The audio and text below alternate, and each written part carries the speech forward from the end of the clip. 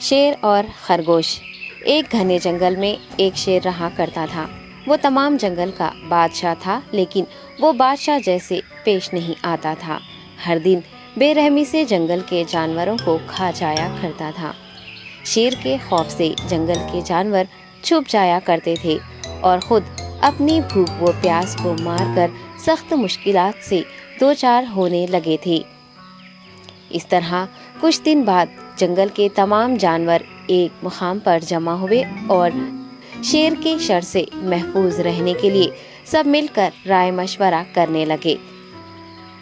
سب نے اپنی اپنی بات رکھی اور آخر میں ایک گیدڑ نے کہا، میرا خیال ہے کہ ہم روز شیر کے ہاتھوں مرنے کے بجائے ہم خود ایک بار شیر کے پاس چلے جائیں۔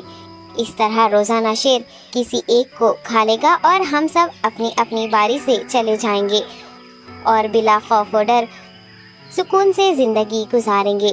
گیدڑ کے مشورے پہ تمام جانور رضامند ہو گئے۔ ایک بندر نے کہا، ٹھیک ہے، تمہاری بات بالکل درست ہے۔ موت کا خوف کرنے کے بجائے اپنی باری آنے تک ہم اطمینان و سکون کی زندگی گزار سکیں گے۔ جانوروں کی بات چیت مکمل ہونے کے بعد خود گیدڑ نے شیر کے پاس جا کر یہ ساری بات بتائی۔ گیدڑ کی باتیں سننے کے بعد شیر نے کہا، میں بادشاہ ہوں، اس لیے تم سب کی بات مان رہا ہوں، لیکن ایک بات غور سے سن لو۔ اگر کسی دن مجھے جانور ملنے میں تاخیر ہو جائے تو میں خاموش نہیں بیٹھوں گا اور دوبارہ تم سب پر حملہ کرنا شروع کروں گا۔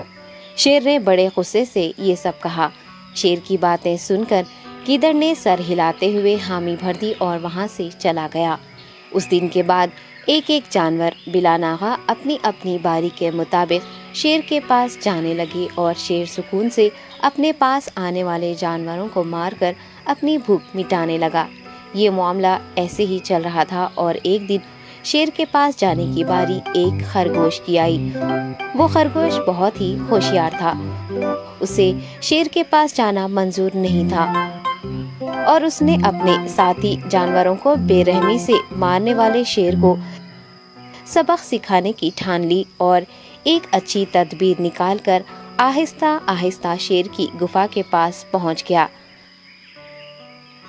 تاخیر ہو جانے سے شیر کافی غصے میں تھا اور خرگوش کو دیکھ کر غصے سے کہنے لگا، میں نے تم سب کو پہلے ہی کہہ دیا تھا، دیر ہو جائے تو میں خاموش نہیں بیٹھوں گا۔ تم نے وعدہ خلافی کی ہے، اس لیے میں جنگل جا کر من چاہے جانور کا شکار کر کھا جاؤں گا۔ تب خرگوش نے شیر سے کہا، معاف کر دیجیے بادشاہ سلامت، غلطی ہو گئی اور اس کا ایک واجب سبب ہے۔ اطمینان رکھیے، میں بیان کرتا ہوں، آپ سنیے اور اس کے بعد آپ آرام سے مجھے مار کر کھا لیں۔ شیر نے پھر غصے سے کہا، وہ کیا بات ہے، جلدی بتاؤ۔ خرگوش نے کہا، بادشاہ سلامت، میں آپ کے پاس آ رہا تھا اور راستے میں مجھے ایک شیر مل گیا اور مجھے مارنے کے لیے آگے بڑھنے لگا۔ میں نے آپ کی بہادری کی بات اس شیر کے سامنے رکھی، لیکن وہ شیر آپ کے بارے میں بہت برا بھلا کہنے لگا۔ یہ سن کر میں نے غصے سے کہا، تم ہمارے جنگل کے نہیں ہو، ہمارے بادشاہ کے بارے میں ایسی باتیں مت کہو۔ یہ سن کر وہ شیر مجھ پر حملہ کرنے کے لیے تیار ہو گیا۔ یہ دیکھ کر میں نے کہا، تم مجھے مارو گے تو ہمارے بادشاہ تمہیں ہرگز نہیں بخشیں گے۔ تب اس شیر نے کہا، تمہارا بادشاہ میرا کیا کر لے گا؟ میں نے کئی ہاتھیوں کو اپنے پنجے سے مار گرایا ہے۔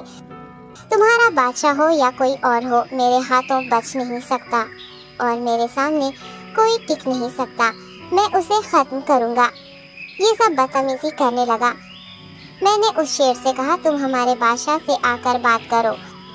تب اس نے فخر سے کہا، میں کیوں آؤں؟ تمہارے بادشاہ میں دم ہے تو اسے ہی یہاں لے کر آؤ۔ یہ کہہ کر مجھے دبانے لگا۔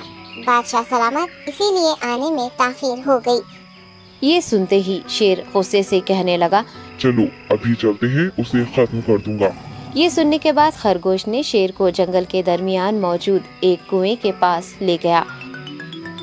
خرگوش نے کہا، بادشاہ، اس کے اندر دیکھیے، وہ وہاں آپ کا بے صبری سے انتظار کر رہا ہے، آپ اسے اچھا سبق سکھائیے۔